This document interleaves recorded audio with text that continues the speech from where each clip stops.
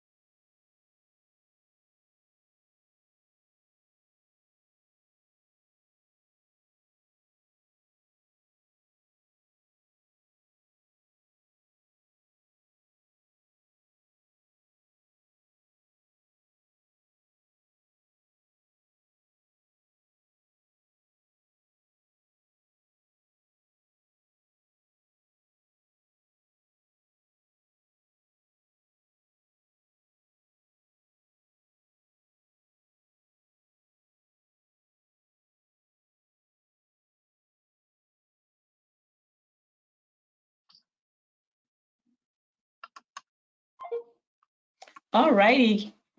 Again, good evening, and thank you for joining myself and colleague for this unit of The Growing Brain. My name is Natasha Erise. I have been a teacher in the early childhood facility or early childhood field for the past 15 years. I taught Head Start and VPK children. I've served in the past as an IT infant and toddler specialist.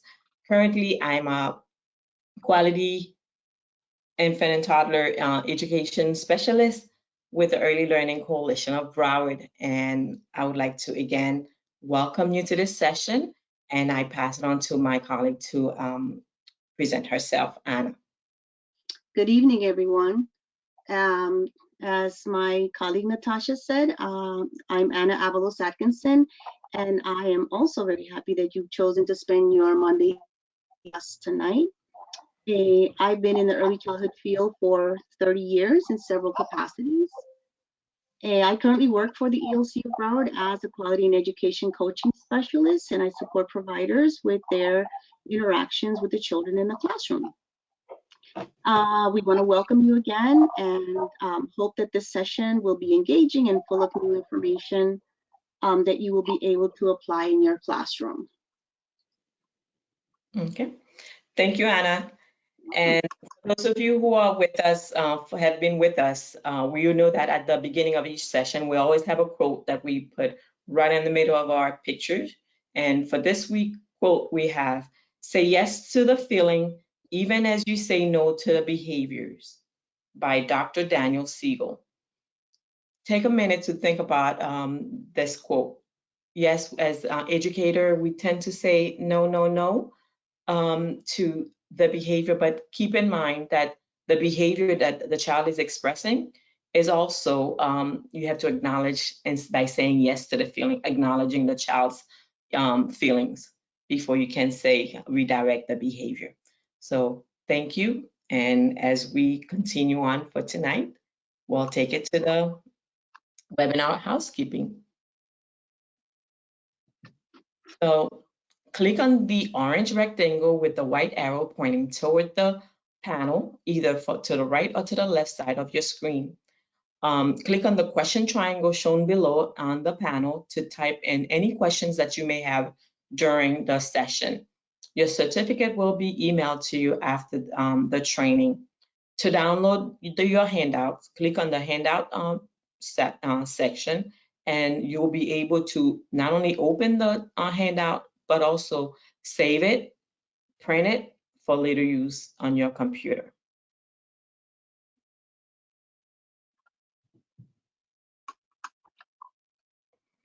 Attendance and credits.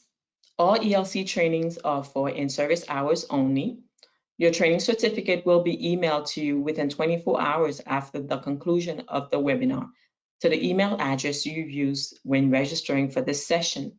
In order to be marked as attended, you must log on to the computer or download the GoToWebinar app on your phone. Just calling in does not register your attendance, and you will not receive a certificate or be marked as attended if we cannot see you. If you cannot see us, you cannot see you. So upon registering for this webinar, you receive a pre-test of 5 questions. Upon the completion of this webinar, you will receive an email with the 5 post-test questions along with the survey. We ask that you please answer those questions and complete the survey questions. Okay, a little bit about 0 to 3. 0 to 3 have been into existence since 1977. It has the advanced to the proven power of nurturing relationship by transforming the science of early childhood into helpful resources, practical tools, and responsive policies for millions of parents, professionals, and policymakers. 0 to 3 plays a key role in ensuring that babies and toddlers get a strong start in life by supporting parents with practical resources that helps them connect more positively, deeply, and continuously with their babies, professionals with knowledge and tools that helps them to support healthy early development, and as a policymakers in advancing comprehensive and coherent policies which support and strengthens families, caregivers, and infant toddler professionals. 0 to 3 website is www.0to3.org, full of resources that you can take advantage of and also share with parents.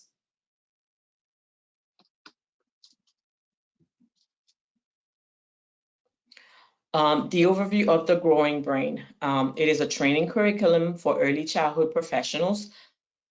It focuses on development of children ages newborn to 5 years old, excuse me. It focuses on the brain and its role on early development. It links the brain, body, and behavior. It focuses on effective neurosciences, which is the science of emotions in the brain. It addresses areas such as the structure and functions of the brain, factors and experiences that affects the brain, and connection between the brain, language development, and sensory functioning. It comprises of 7 units.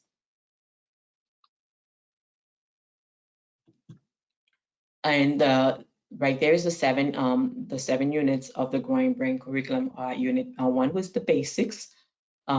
Unit 2, the factors affecting the brain growth and development. Unit 3, communication and language development. Unit 4, cognitive and executive functions. Unit 5, social emotional development. Unit 6, understanding behaviors. And 7, everyday play. Today's session will focus on Unit 6, which covers understanding behaviors, and our focus today is understanding key factors and root causes of challenging behaviors. objective. We have two objectives, and that is participant will understand the key factors that influence behaviors, and participant will also understand the root causes of challenging behavior and effective strategies for helping children with these difficulties. Now we know the reflection image that we that embodies in the Content Tonight session was shown last on our last conversation.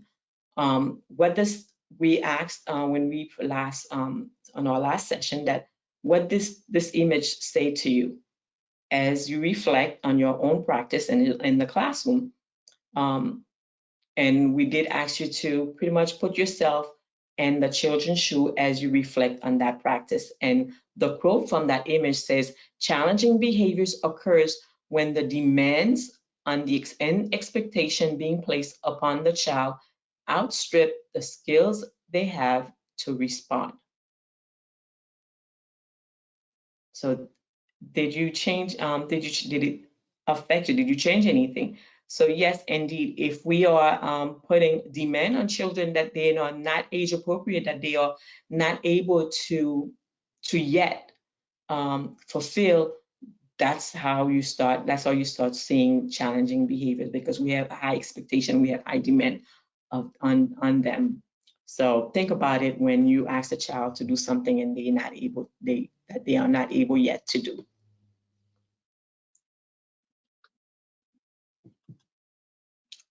Also, for those of you who were with us last session, this slide is familiar to you. This handout was part of our last presentation. We asked that you just wanted to remind you that we always make connection from our previous unit to from your previous lesson to the new one. So we did ask you to pretty much use this handout to, along with the glossary of the brain structure, to determine how is it that what's going on with the child at a certain age and what part of the brain that that is affecting at that time. We hope that you did find this slide useful, and you did take the time to really assess and really see your children in your care at different age and what they do and what part of the brain that really was in effect when that happens. And for those of you who are new, you will have it on today's session handout as well, that you can take, you can use it and take advantage of this knowledge. And to begin, we're gonna be watching this video calling Building Emotional Literacy in Preschoolers. Thank you for launching it. And we will talk about it when we come back.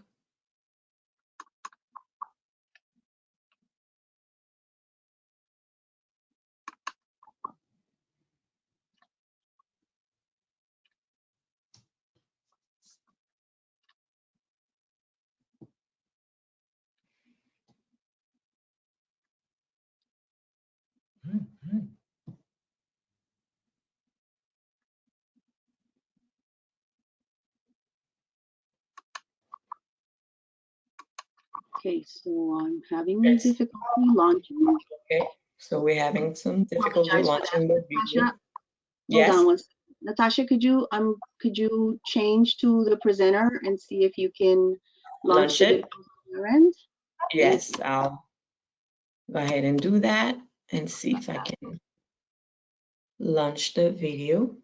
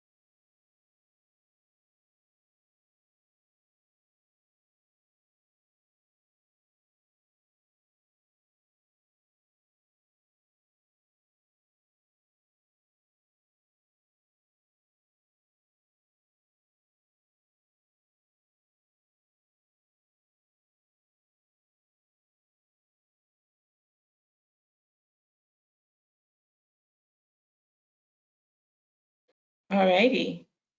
Anna, Yes. Hold on I one changed second. over, so yes. So we'll talk about the video. We just saw building relationship literacy, and a lot happened in on that video where the teacher talked about the method they are using in self-regulation, and it's teacher teaches self-regulation to the students to be able for them to be able to manage their own feelings. So as educator, as the teacher, we're not managing the children's behaviors, but we are providing them the tools to really be able to communicate the language, the expressing how to express their emotions and labeling it for them. And the intentionality that goes to do that is it's a norm to have them to be able to self-regulate, and it could take a lot of redirection by saying, okay, express how you feeling and talking about how you feeling. And you notice the boy that was playing with the other ones, hoodie, and then he said stop. The minute he said stop, he got up, and even as the teacher was really with the other child, she caught on that, and then she said, I don't like it when, and then he was able to express himself and talking about how he doesn't like it. And by doing that, and by providing those children with those tools, you're not only teaching one, but if the entire class is learning, this is how you express. I express myself when, if you touch me, I don't like it, and then that's how they follow the rules in ways that they know this is what is expected of them. Anything else that and I like how it says conscious discipline is not does not give the teacher provide the teacher with the language, but it's not really in a positive way. Not stop, don't, but I don't like it when you do it, and then providing them with the word. We're having a little technical difficulty. And then the teacher mentioned by doing that, you're not only providing them with the tool, but you're also taking the time to build on relationship. It's a relationship building time as well, because you're taking the time to acknowledge their emotions and providing them with the vocabulary. You want me to launch the PowerPoint, Anna?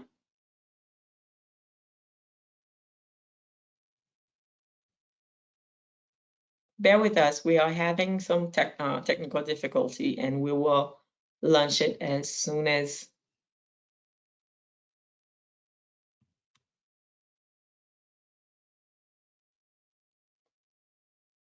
Anna.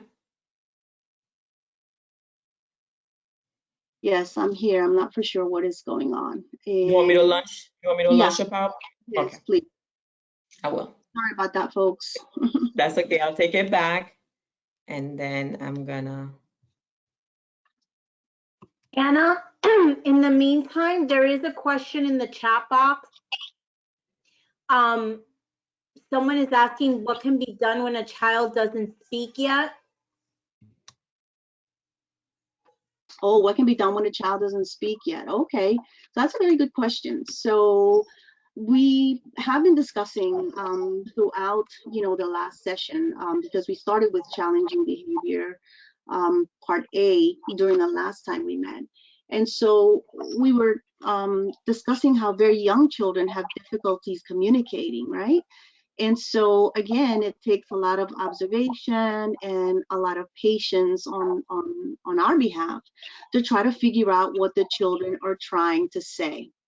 And there's strategies that we can use. We are going to be discussing some strategies tonight, as far as what can be used to assist children with different temperaments. We're going to talk about different ways and approaches that we can use to help them communicate better and kind of make those connections with their emotions. Because just like in the quote that Natasha read in the beginning of the session, say yes to the feelings, at the same time that you're saying no to that inappropriate behavior, but then pretty much try to understand where the children, where the child is coming from, right? And by observing and getting to know the child, we're going to give them, you know, the words, really, as they mentioned in the video, you know, giving them that language that they need, even though they can't speak yet, but we can try to help them learn to make those connections of what they are feeling, right? And eventually they will get it. Just being patient and modeling the behavior and showing them, giving them a lot of one-on-one. Natasha? And we do have a video later that shows the parent that's with a non-speaker. Yeah. Okay. Yeah, and I saw someone else commented using pictures and books to help them understand and learn. Yeah, visuals Yes. are great also, and we will talk about that as well further down. So, very good question though. Thank you. Thank you for asking that. Okay. So now it's time for our first poll. So I will launch it right now. And please take a minute to answer the poll and take part of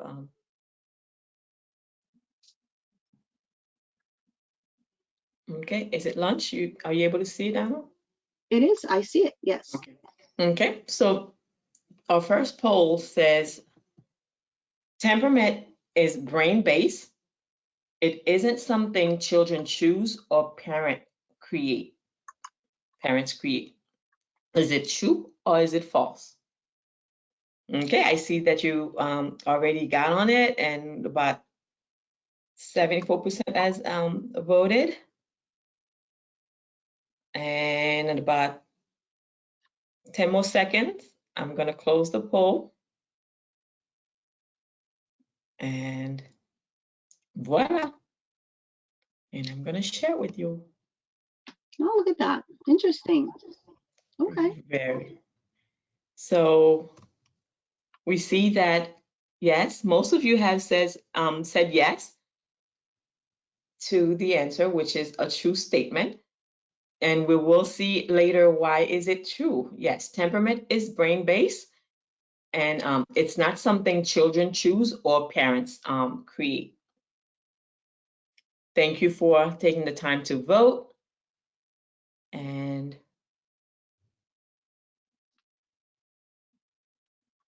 Go ahead and hide it. And then yeah, I'm going to hide it.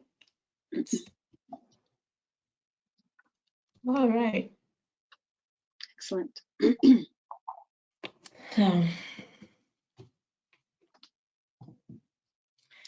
So temperament accounts for how children approach the world, how they take in and respond to their experiences. Temperament causes some children to rush into new experiences without looking back, and others to need time to support it to feel comfortable with unfamiliar situation. So yes, temperament is brain-based. It isn't something children choose or parents create. Research clearly shows that difference in early childhood temperament, ranging from being extremely outgoing and adventurous to being painfully shy and easily upset by anything new or unusual, are grounded on one biological makeup. So that's your answer. I have to. So we'll continue about temperament. We know that there are 3 temperament types. Psychologists Stella Chess and Alexandra Thomas created another theory of temperament. They believe that the trait could be combined to create 3 types of temperament. With that said, these 3 categories do not apply exhaustively to any human race. They only describe common patterns. It's estimated that about 65% of children could be described by one of the Thomas or Chess temperament trait. So, and they are easy, difficult, and slow. So when a temperament is easy, that is when, which describe about 40% of children, indicated a person is flexible or easygoing. This is when a child has a positive mood for the most part, and can adapt to different experiences. They have a routine and can stay calm during pressure. That's the easy. As far as difficult, this temperament, which applies to roughly 10% of children, describe when a kid is active, feisty, or difficult to handle. This is when a child always view life negatively and react as such. A difficult child may cry a lot and consistent with their routine and have a hard time adjusting to new experience. When they have anger or upset, when they are angry or upset, they may have a hard time calming down themselves. And as far as the slow temperament, which can affect about 15% of the children, it involves the child feeling as though he or she must be cautious when it comes to new experiences. They can take a bit of time to adjust. That child can be negative, but not entirely. They are usually calm in mood and have low active levels. As mentioned before, not every child will fit into these categories neatly. Many of them may have all of them, but it should also note that temperament is not necessarily permanent. Even as your gene have favored one trait, you can always adjust your temperament and be able to adapt. One might, however, need professionals help to pretty much help them accomplish that. Okay. Temperament traits. So looking at this slide, you'll see different temperament traits, and then you'll see the level, right? Active level, distractibility, intensity, regularity, sensory threshold, approach withdrawal, adaptability, persistence, and mood. These are the 9 traits researcher Stella and Chess founded in 1955. Each category described in that column, and we'll talk about them on the next slide. That has to do with identify the temperament slide handout. This is also a handout that we have for you that you can open, and it refers to handout 6.4 on your handouts that has posted. It's called talk about these traits. So as you have a difficult child in your classroom, we ask that you take a minute to think about one child, and that one child, remember, we're gonna look at these 9 traits and see where they fall by answering whether to the left, which is very low, or to the right, which is really high, like high intensity. So you will put the X. You will use an X to mark where the child is. And it is also good. So we're going to go about active level. Active level is a child is generally from constant motion to the more sudden sedentary. And distractibility is how easily the child's attention is drawn away from a task at hand. For example, continually looking away from a book while a book is being read to really notice what another child is doing. Intensity is the degree to react, the degree of reaction when positive or negative to a stimulus. For example, an intense reaction may be ecstatic when happy and enraged when angry, with no middle ground. Keep that in mind. So put that at X, whether it's most of the time, or to the highest or to the lowest level. Sensory threshold is how sensitive a child is to physical stimuli, or the amount of stimulation needed to register a response. This means that children may be overactive, meaning that they have a strong reaction to what's happened, what's around them, and a minimal sensory stimulation.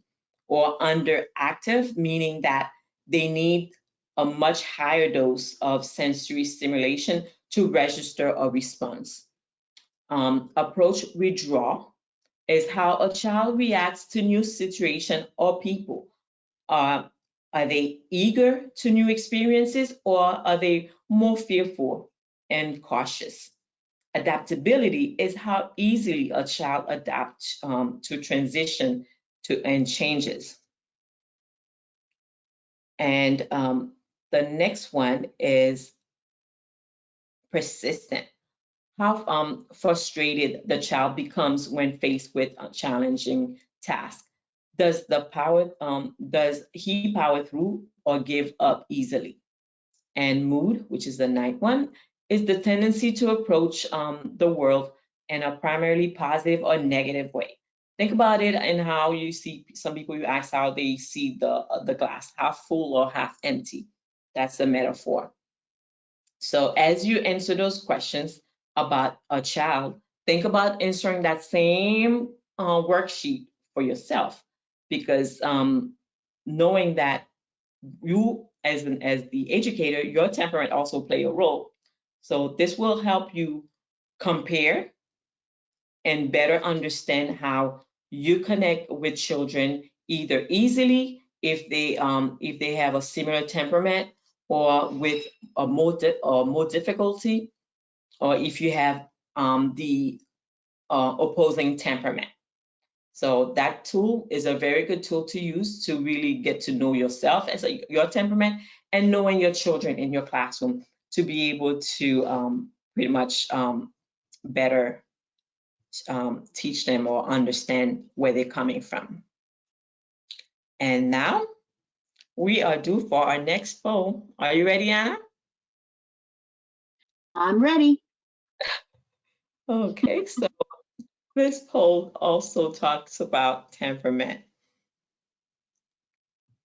And I'm gonna launch it. Please take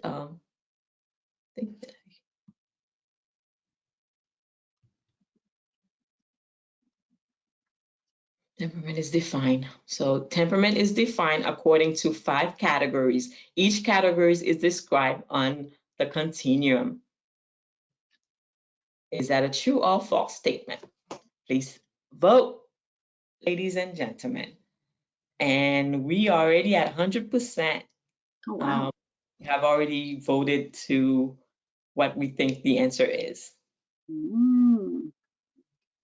Okay, you just reviewed this information, so everyone. Yes. Indeed. Indeed. Okay, so about 2 more seconds and we're going to close the poll.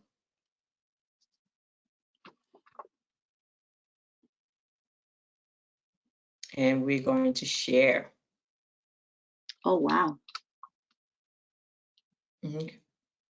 So 85% of you have answered true to that statement, which is a true statement because I just went over the 9 traits one by one. So yes, and it's in the continuum. Thank you again for participating.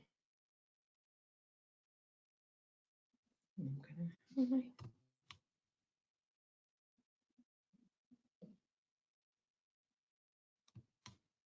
And then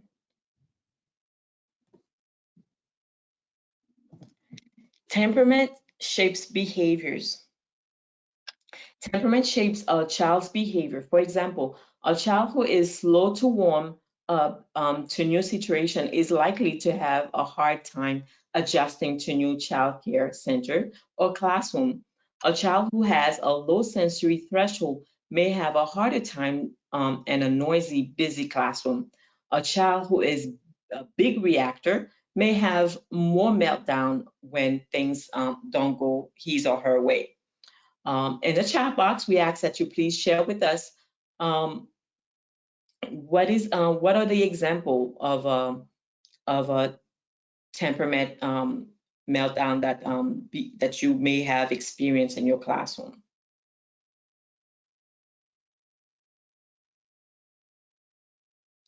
Just one example, so we can see what is it that you when you experience, because you have experienced temperament meltdown. So give us one example. I in see the chat. someone responded kicking the chair. Kicking the chair, yes. We've had some of those. Mhm. A child, another person say a child clinging to mom at drop-off time in the morning. Right. Throwing things. We've seen that. Yes. Absolutely.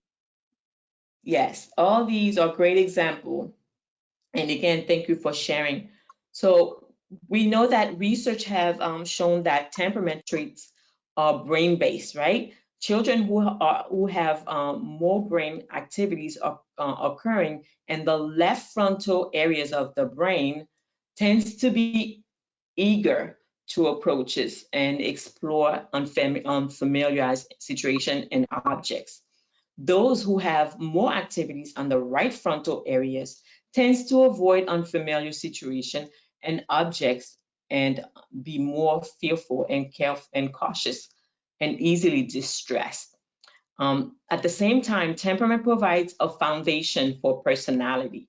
For example, fearful or cautious temperament is in early childhood predicts the development of better self-control, and infants who are more cautious and respond to new experiences tends to have better self-control at 7 years old.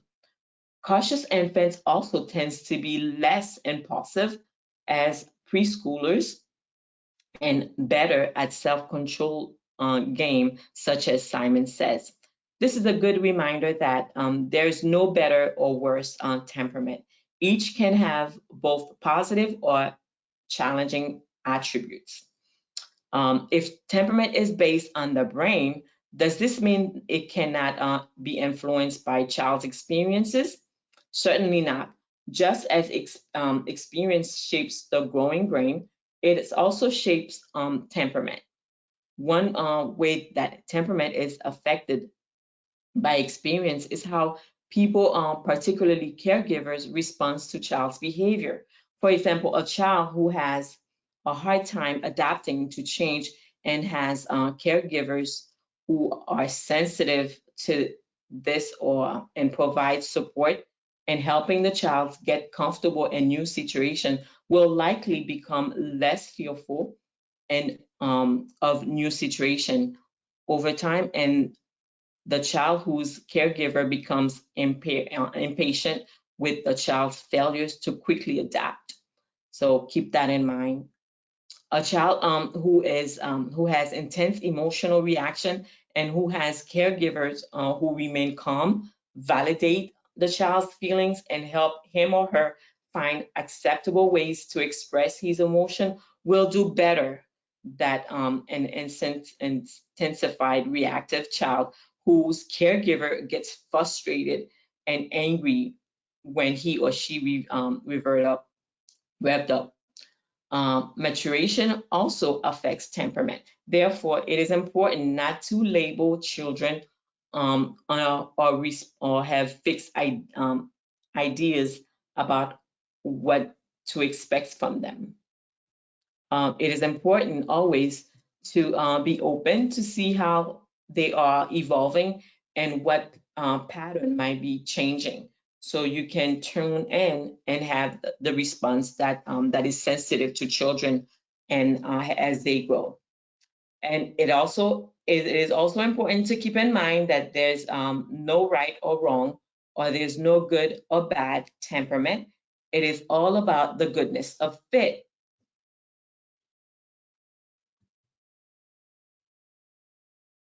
So what is goodness of fit?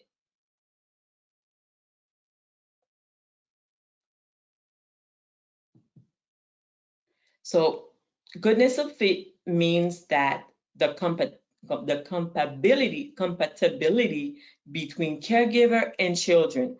And I go further to also say between children and children, because the classroom is a classroom environment, just like you have siblings that they have to be compatible. So I like to add them as well. For example, having a child who has a high activity level may may be challenging to a parent who are also very active and value this attribute. To support the well-being of the child, the less active parent would need to acknowledge and respect the need of their active child and find acceptable ways to help to meet these needs. For example, creating ways to let the child run off the extra energy at the end of the day. So that is really having the parent being sensitive, right? So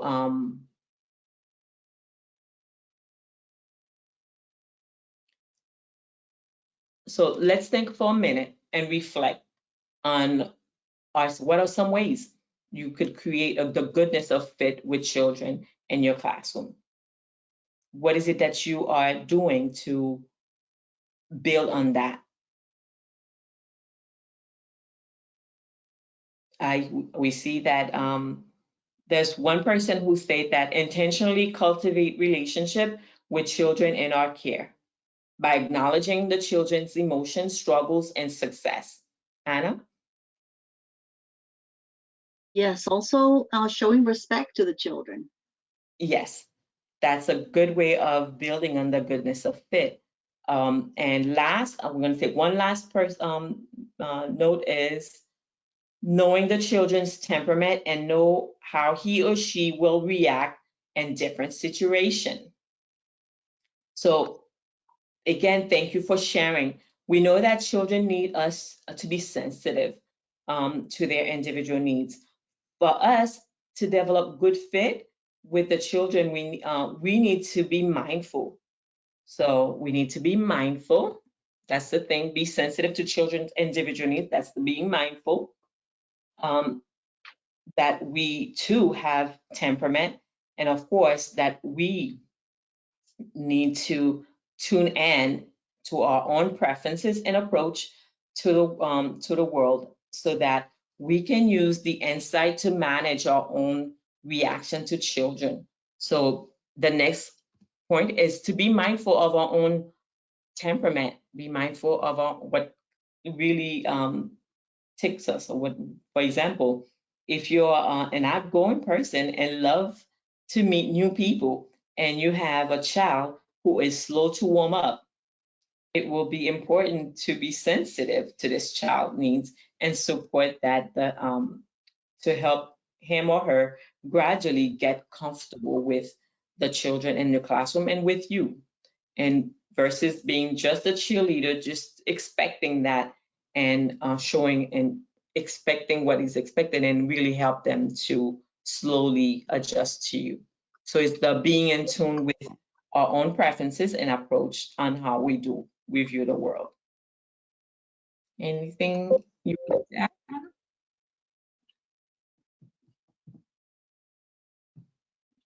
Okay, That's about it. I'll move along. So, and we will move to our next slide, which is relationship building video. So let's I'm gonna share that video.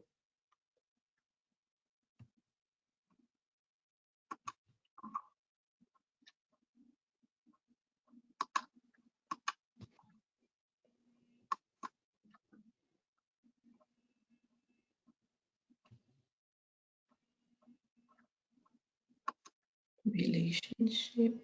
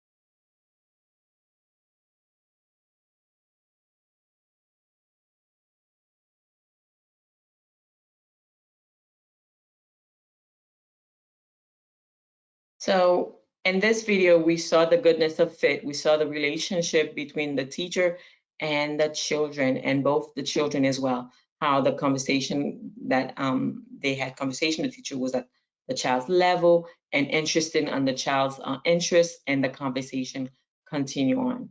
So pretty much that's how relationship is built. And the goodness of fit was also shown on this one. So thank you for. And now is the next, our next poll. Sensory information gets distributed to other parts of the brain via the thalamus. And I'm gonna launch the poll.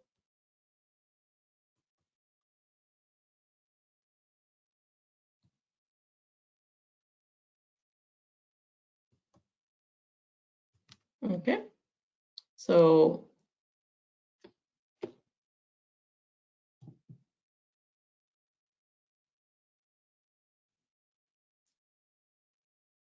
is that a true or false statement? Sensory information get distributed to other parts of the brain via the thalamus. Okay, so in 1 second, we're gonna close the poll. A lot of people are voting. Yes, they are. Thank you. It's closed. And I'm gonna share it. Yay. Yes, it is a true statement. And we will review the content, and I'm gonna hide it. Okay. So there we go. So one specific temperament and temperament child sensory threshold, one specific temperament trait that is important to be aware of is how often, and that's also often get missed, is the importance of a child's sensory threshold. All children possess process information, sensory information through primary sensory cortices associated with each senses. For example, sounds are detected by the ears and are processed in the temporal lobe. Visual information is detected by the eyes and is processed in the primary visual cortex. This sensory information then gets distributed to other parts of the brain via the thalamus. That's where you got your answer, which assess its importance and determine how to react to it. So how the sensory information get processed is different from every child and result in different behavior outcomes. That is why when an ambulance driver, when an ambulance drives by, that a child may find it very fascinating, while another child may cover his or her ears because of the sound that is so overwhelming. One child may love the indoor play space at school while another child plays quietly in the corner, refusing to engage in any group play because the experience of all the kids, small spaces, bumping to each other, and during that activity plays feels overwhelming and uncomfortable for him or her.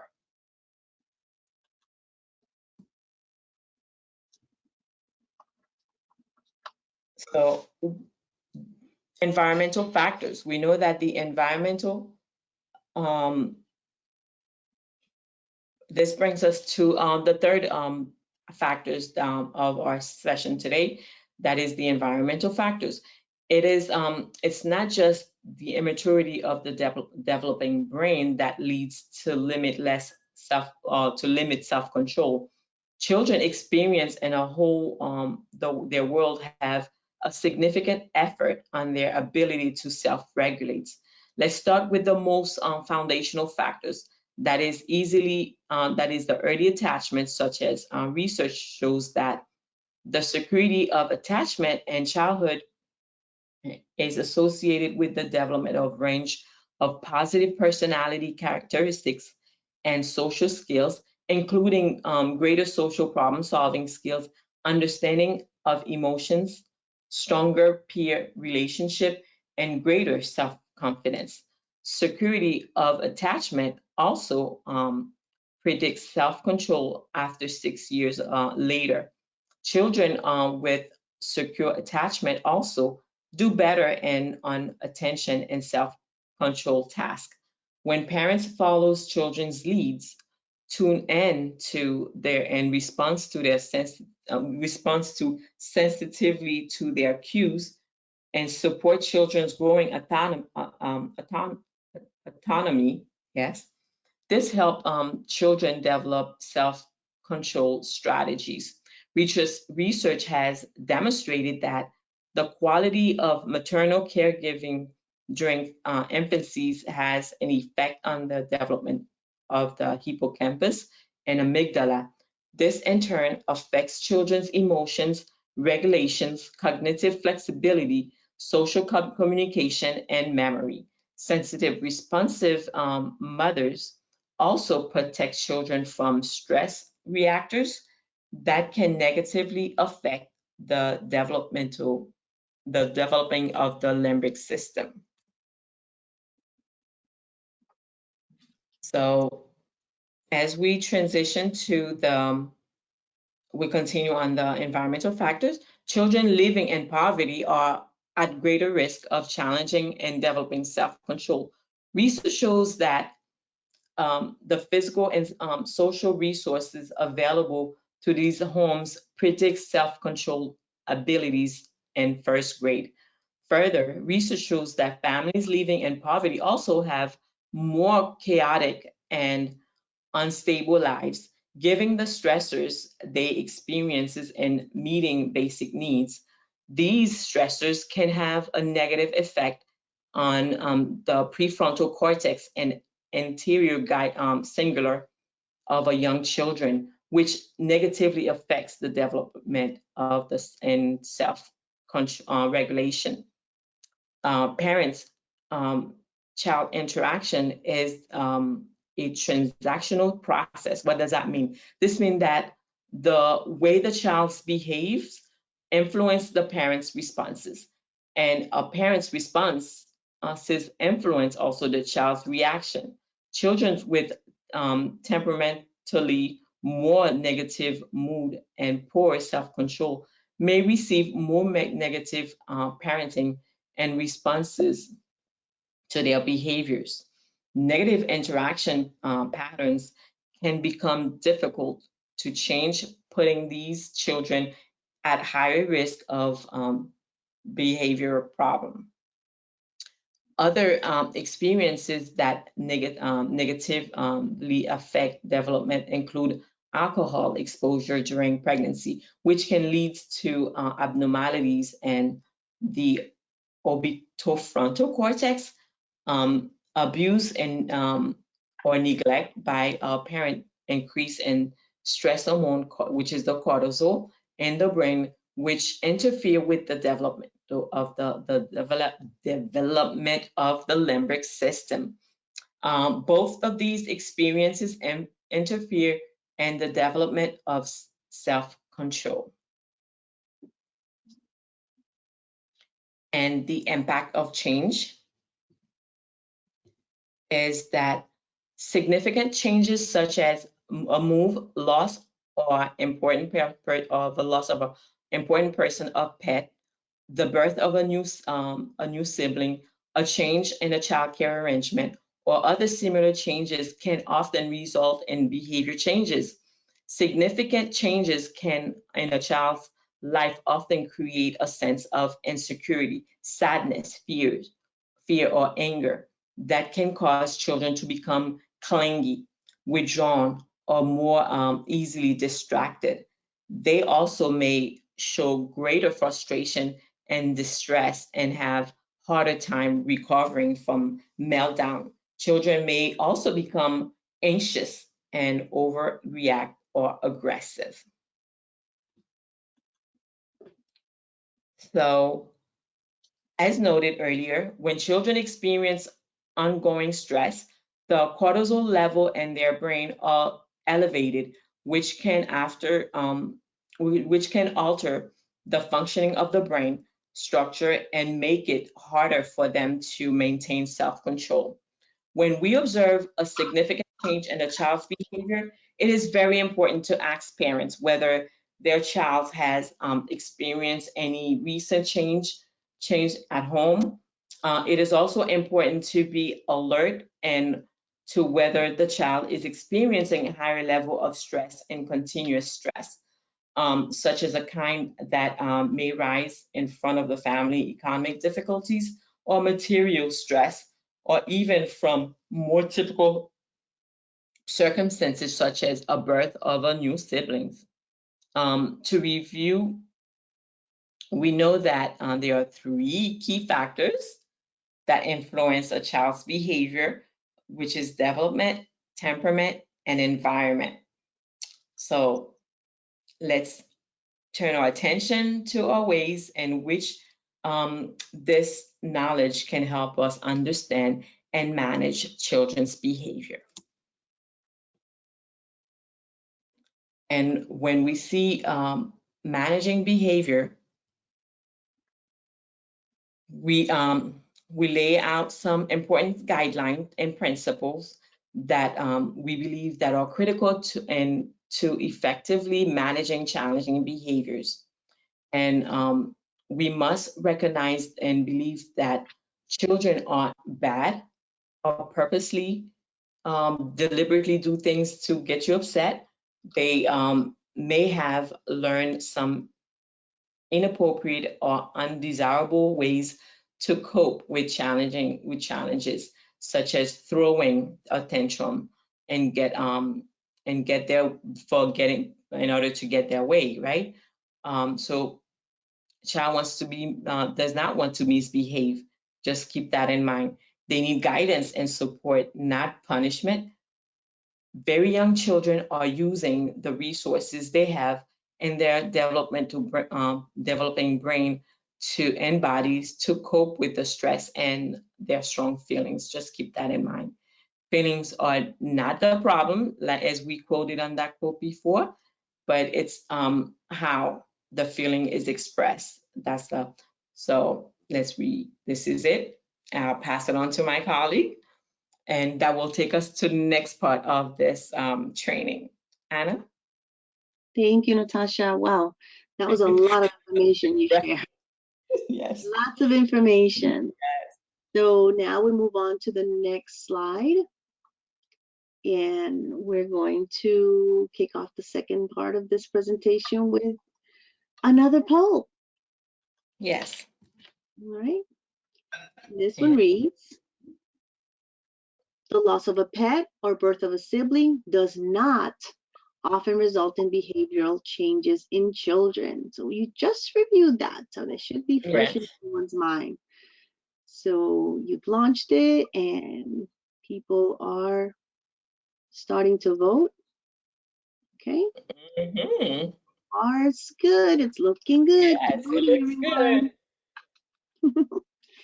Keep voting. All right. Couple seconds more and Close. okay. I'm gonna All right. share. And share the results. Okay. So the question is, the loss of a pet or birth of a sibling does not often result in behavioral changes in children. Okay, so the key word here is not. This is false. We just reviewed the content and stated that such events in a child's life do result in behavioral changes. Okay, so this would be false.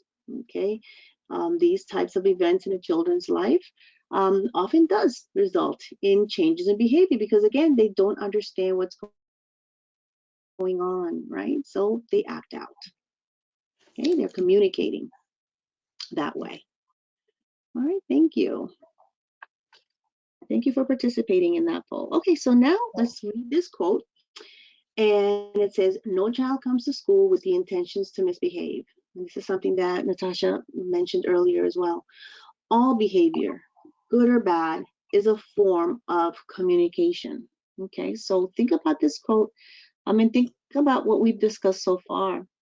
Really, children are trying to communicate through their behavior.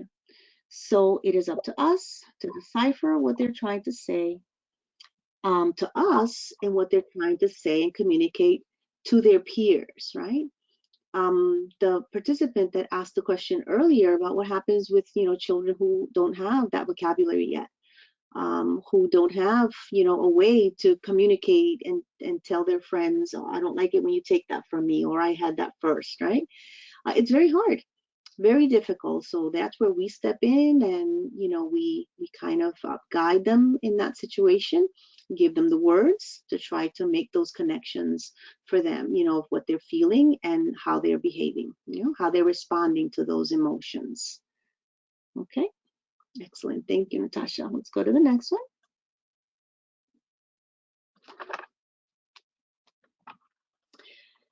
So one of our key responsibilities as providers is to help young children navigate the tide of strong emotions and desires they're experiencing in ways that are pro-social and will help them thrive, right? Just like we just saw on that quote. This is no small feat, given that, as we've discussed already, most children under 3 or 4 years old don't have much self-control due to the fact that the frontal lobe still has more development to take place. Even after this age, self-control is still very much a work in progress. Okay, this is because the areas of the brain that underlie self-regulation are not fully mature until early adulthood. Okay, so we were talking about this before in previous sessions. For those of you who've been with us throughout these series, what did we talk about? When does the brain stop changing and developing? Do you remember, Natasha? Yes, in mid-20s. Yeah, around the mid-20s, right? So imagine what's happening around 3 and 4 years old. Okay, that's it still has a lot to develop, right? So the first step in helping children develop strong problem solving and coping skills is managing what? Our own emotions, right? Working with young children can be emotionally charging, right? We adore and we care about them so deeply, but sometimes those behaviors are really stressful, right? Even maddening, challenging our own ability to self-control. So tuning into our own emotions and reactions is critical as a first step to maintaining our own self-control and using our own coping skills. And it is important to remind everyone that we are modeling appropriate behavior to these children, right? They're watching, they're listening, they're absorbing everything that we do with them in the classroom, how we relate to other adults, how we relate to other children. And so it's important to remember that we are there to show them, the correct way to behave. So we are only human, and therefore we have human reactions to emotionally charging situations. And we all have different hot buttons or triggers, as they're called. So, what one caregiver finds challenging, another caregiver might actually enjoy. So remember talking about goodness of fit and what Natasha said about, making that connection between caregivers and children. Some providers love kids who are cuddly and maybe a little clingy, while others cringe in the face of this kind of behavior. Some providers love feisty kids, while others find them maddening. What's important is that you know what pushes your buttons. Okay, so just a thought, think a little bit. What are some things that push your buttons? What are some behaviors that you see in children that might, be those triggers? Share in the chat. And just think about it. There are some times where, having to do, you're multitasking, you're doing 10, 12 things at one time and dealing with all the children in the classroom, trying to stay on task with the activity, staying on task with the schedule. So there's lots of things happening. And then what happens when a child, starts pushing those buttons? What are some of those examples? Yeah, maybe crying, right? All of a sudden the child starts crying and you're going, what happened? What about when a child spits? What about when a child spits? What happens then? Or a child starts running around the classroom. Isn't that a trigger? What would you do? Or runs out the door? Think about that. I don't know if it's happened to you, but definitely spitting, has happened in my case. And definitely child running around in the classroom. Okay, so those are some triggers. So knowing our own, our self-awareness is one of the greatest assets in nurturing children's behaviors and healthy development. Okay, so thank you for sharing. Let's continue on. So what is the number one strategy that we can use to stay calm and non-reactive?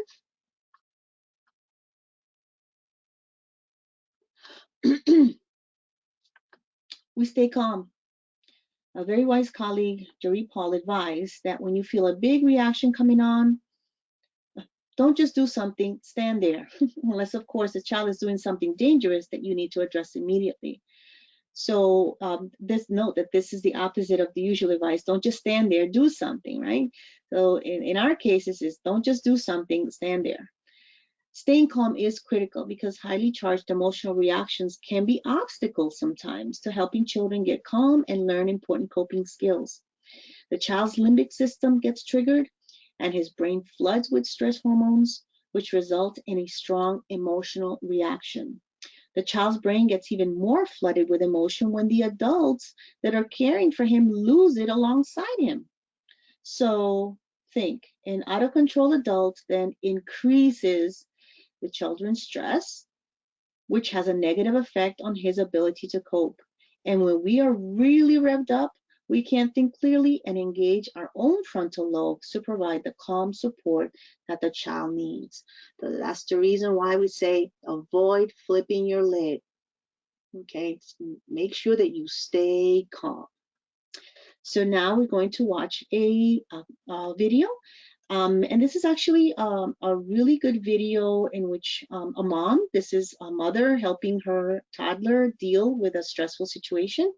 But what she shares can be easily applied to the classroom. So I'll try to note down some points that she discusses, and we'll talk about it on the other side.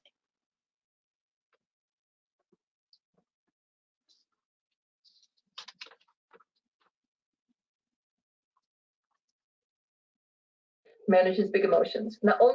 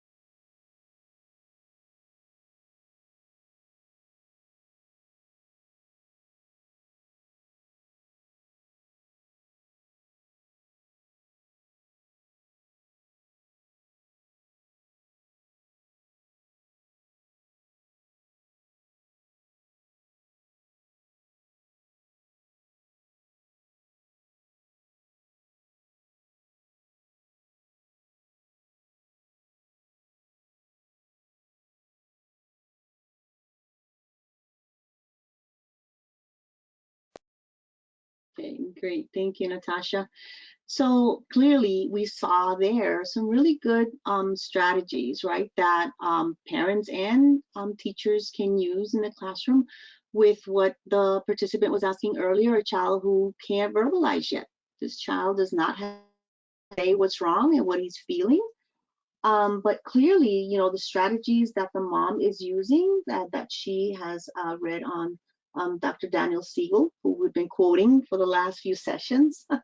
You know, he came up with this cognitive functioning of the brain. And, you know, again, you know, she says, you know, the physical touch, the being empathetic, you know, with facial expression and soft tone of voice. Identifying the why, I think, is crucial, right? The why versus focusing on the behavior. So again, you know, not identifying the feelings, trying to help the child identifying the feelings and not focusing on what he's actually doing. And then finally writing out the emotion and not being judgmental with the child, being supportive and just being there and waiting. And so that your child knows that you're on his side, right? That you're not angry, that you are there to help him out. So this is, again, just an example of a mom who is putting all of these skills into practice, and it actually works. All right, so then when we flip our lids, okay, as the neuroscientist Dan Siegel described, our ability to regulate our emotions, to think and reason, all those higher level thinking processes in the cortex go out the window and the limbic system actually takes over. So we're all emotion and reaction, which rarely leads to a good outcome for the child or for us. By contrast, when we keep calm, we can begin to observe and problem solve. First, we observe what was caused of the difficulty to come about, what's going on that has led to the problem, and then we problem solve.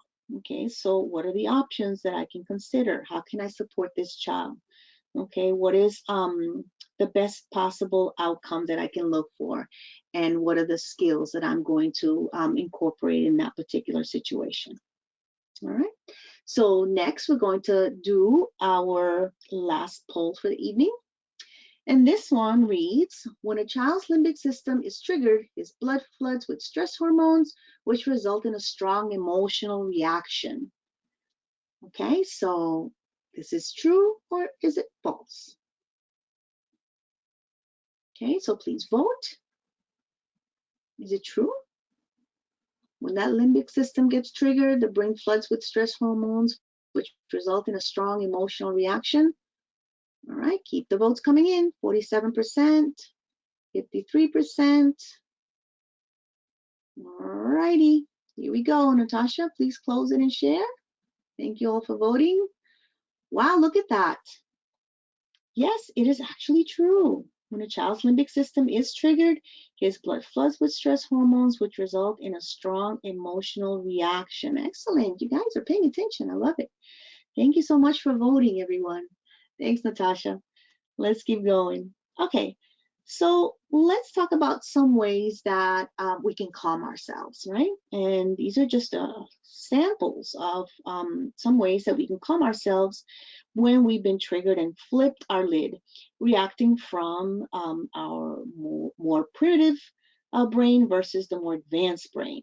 Okay, so first off, we have deep breathing, which relieves stress and anxiety because it causes the brain to release the neurohormones, which counteract stress-producing hormones. These neurohormones trigger a relaxation response in the body. Also, self-talk. It can be an effective calming strategy. You can remind yourself that the child isn't acting out on purpose, that he or she is just having a hard time coping and needs our support, and so on and so forth, okay? And another option then is also to engage the help of a colleague. So this is actually seen as a strength, not a weakness, okay? It's okay to ask for help because that means that you know your limits and you're asking for help when it's needed. Just as we tell parents also of the children in our care, right? We always provide that support for them. So this might mean switching roles temporarily with another provider in the room or in the office, that they can do you the favor and step in so they can take over for you while you step outside and get a breath of fresh air. Okay, so those are just a few calming strategies. And think of what strategies you can use in your situation. Okay, so next we're going to talk about heading off challenging behaviors, okay, or helping to keep children from flipping their lids. So one important strategy is to establish that open communication with parents, okay? So make sure we talk to the parents about the child in the beginning of the school year, okay, what makes the child tick, what the strengths are, what areas he might need extra support, what sets him off. And then also look for patterns in the way children react over time and try to make some adaptations accordingly, okay? See how children react throughout the day, throughout different activities that you have prepared for them, okay? And then finally, adapt the environment and structure in the classroom, okay, to minimize challenges, okay? So that would mean something as simple as, for example, decorating the room in a warm, inviting set of colors, calming colors, and ensuring that there are enough materials for everyone can use without conflict. Okay, it's something very simple, which I'm sure most of us do. That's called being very intentional. Okay, and in the next slide, because most of us work in the classrooms, I know that you can come up with lots of great strategies to help children cope better with difficult and challenging situations. And this is just a reminder. This diagram shows us the areas of the brain and their functions as a recap to previous information that we've shared in other sessions. But it is important that, you know, children are engaging their the thinking part of the brain versus the bottom, which is a more reactive part of the brain. Remember that thinking, the brain builds from the bottom up, right? And so the last part of the brain that really fully develops is the thinking part of the brain, whereas the more reactive part of the brain is the bottom part, and that kind of develops first. Okay, so we have to help children through that process, and it is a process. Okay, so next we see what do we do when challenging behaviors occur? Again, we need to stay calm, even when sometimes proactivity, you know, still doesn't work. Your mood is definitely contagious. There's lots of research that confirms this. The calmer that we are as adults, the greater the chance that children will calm more quickly. So the calmer we are, the better able we are to observe what's happening and to consider those options and responding before taking action. Okay, so we need to have a plan. We need to have an empathetic plan. Okay, and this empathetic and effective plan consists of validating the child's feelings, setting limits, making the focus following rules, giving children choices, okay, allowing space for recovery, and debriefing once the child is calm. Okay, for the sake of time, we're going to continue to the next slide. Okay, so again, not, you know, this empathetic plan, you can create your own, but again, these are steps that can be taken. And I'm sure most of you will say, oh, I do that and I do that, but there might be one or two that, you know, you can implement in your classroom. Okay, next slide. For the sake of time, we're going to skip the child guidance video. If you are interested, it's a really good video, and it talks about behavior management and how this particular school deals with appropriate ways to manage children's behaviors.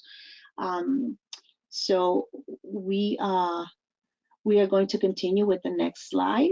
So how do we put it into practice? Okay, so think about all the different strategies that we talked about in today's session. So again, when we're gonna ask you to please make sure that you download the handouts. In the participant guide, you will find the handouts that Natasha mentioned earlier. Handout 6.5, which is the meaning of behavior, is used as a worksheet to help determine you know, how you would handle each challenging behavior based on your hypothesis of the root causes. So when you're putting everything into practice, everything that we discuss, you should consider what is the hardest thing about dealing or handling some of those challenging behaviors that we reviewed today. What other supports do you feel that you would need to deal with challenging behaviors in your setting? And then finally, what would you like to get better at when it comes to handling challenging behaviors? Just remember that I always tell my teachers when I coach them that, you know, a good teacher is a reflective teacher. There's always room for improvement. There's always things that we can tweak in our practice when we are in the classroom with the children, and we can always get better. There's always strategies, new strategies that we can try out, see what works. Again, some things might work with the group of children you have, some things might not, but just apply the different tools that you know are learning in this process and see what happens, you know, see what works best. Okay. And then so before we close, it's important to consider when it's time to take a closer look at a child's behavior and then try to assess whether there's something further going on that might require some type of intervention, right? So when you notice a specific change in a child's behavior, and that child's behaviors interfering in their ability to learn, to develop, you know, those healthy relationships, and function effectively. And even if you see a child progressing and then regressing, you know that there's something wrong. So just make sure that, you know, you have resources available for parents and to let them know that you are there as their support system, as we mentioned earlier. And just collaborate and communicate with them constantly. And yeah, there's resources out in the community that can assist with further assessment when you feel that, you know, a parent might need that type of resource. ELC of Broward is a great resource to have. You can start there. But just always make sure that you provide that information to families when needed. Okay. And so key messages for our understanding behavior unit is the various areas of the brain are involved in young children's behavior, communicating through networks shaped by the children's experiences. How behaviors get expressed is influenced by several key factors. We talked about development, temperament, and environment that shape how children process and react to the experiences they have in the world. Challenging behavior in very young children can evoke strong emotional reactions for those involved, both the children and us. And it's important to observe and try to understand the meaning of behaviors and to respond in a sensitive, supportive, and nurturing fashion. Okay. And as we do at the end of every session, we give you a reflection activity. And this quote I thought was very appropriate. Because it's applied definitely about behavior. Okay, so we will begin our next session with this quote as a reflection. It reads, when children's problem behavior persists despite rules and consequences, it often means that they do not have the skills to cope with challenging situations. We must either change those situations or teach better coping skills. So again, it's up to us. It's up to how we deal with those situations that arise and how we help those children deal with the situations that arise by giving them those skills that they need. Okay. And then we wanted to again challenge you with action planning in the next few days, in the next week or so. I aim to do what when it comes to addressing challenging behaviors in the classroom? And what is the one thing that's going to help you achieve that goal? Are you going to observe your children with more intentionality? Are you going to document situations? Are you going to be proactive in knowing, you know, what certain triggers are for certain children? Are you going to focus on what triggers affect you?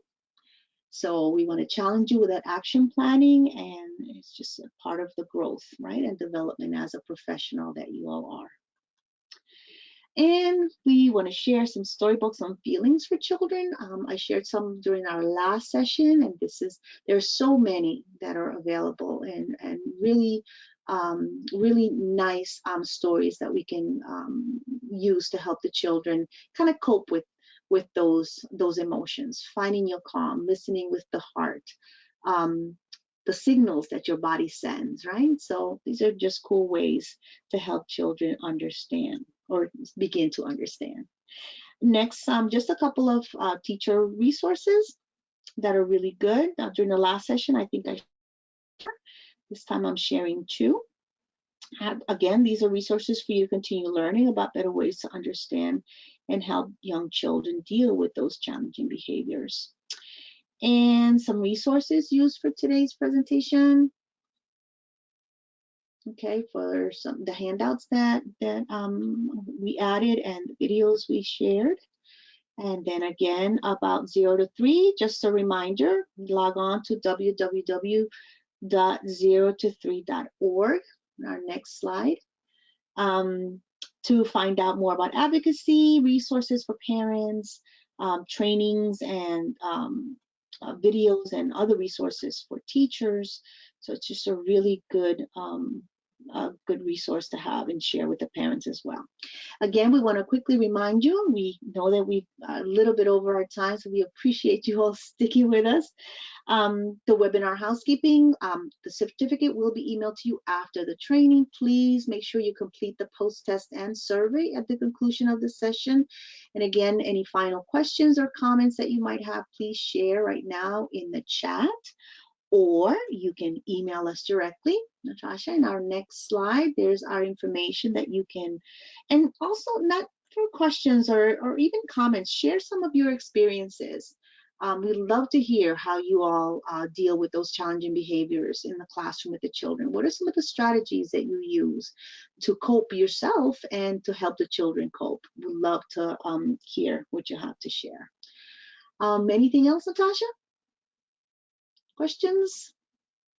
Nothing else. Excellent. Well, we want to thank you all.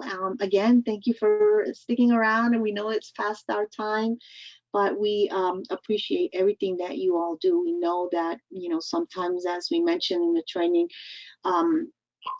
some challenging situations do create havoc. They create havoc in our reaction and how the children react. But again, it's those coping skills that we need to really help ourselves cope, and then the coping skills that we need to help children understand those situations that come up. So that is it. That's it for me.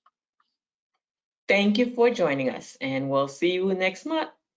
Yep, the next session that we have will be in February, and we'll do an everyday play.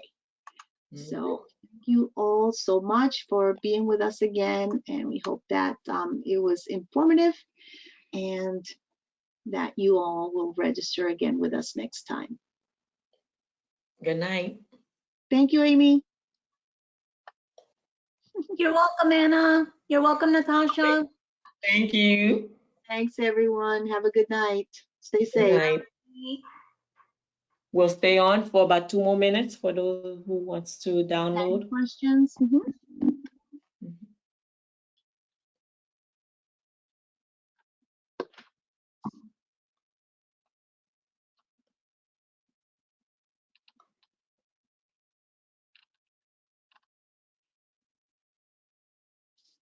All right.